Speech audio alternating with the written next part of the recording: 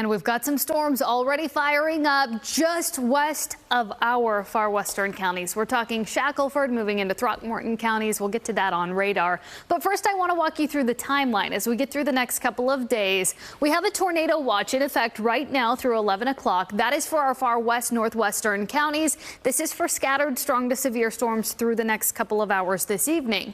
We get into tomorrow. Most of the day's dry, but by tomorrow evening, the west northwestern sides of North Texas will once again be looking at those severe weather threats, hail and wind, and then heavy rains where those thunderstorms do set up. Now then we get into Wednesday. During the morning, we'll just be looking at spotty showers during about the first half of the day. Our flooding risk will be elevated by that point because our soil will already be very soggy. And then by Wednesday evening, we add really heavy rains on top of everything. Widespread storm threats by Wednesday, especially the afternoon and evening. We'll be watching for hail, damaging wind gusts, tornadoes. Also a threat on Wednesday, and then of course that flood threat as we get toward that point. Now for tonight, I mentioned that tornado watch. That's for spots like Montague, Jack, Young, Stevens counties as some storms start to move in and fire up out ahead of a dry line that we have back through West Texas. Here's an update on radar. We've got some light shower activity through the Metroplex, couple of quick showers for the northwestern sides of Dallas County. And then up toward Montague County, we've got a couple of showers there. Now back off to the west, notice just west of Breckenridge, we've got Shackelford County under a severe thunderstorm warning at this point, and that will move into Throckmorton County. Now back farther to the west, got a couple of flash flood warnings in a couple of spots.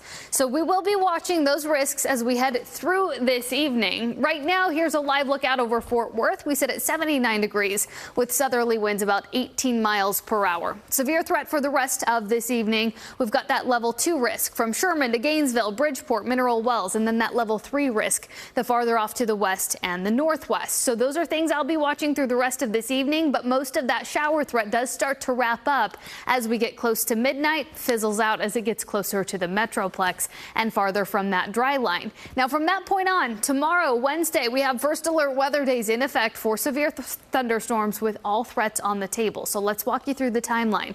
This is tomorrow, 8 o'clock. It's those northwestern sides of North Texas. That wraps up briefly. Then by early Wednesday morning, we've got scattered rain showers with an isolated rumble of thunder. The bulk of the severe weather threat on Wednesday is into the afternoon and evening. Along and east of the 35 corridor is where I think we'll see the most widespread severe weather threats. And then as we get into Thursday, that all starts to wrap up. We'll see some brief dry time and some sunshine by Thursday.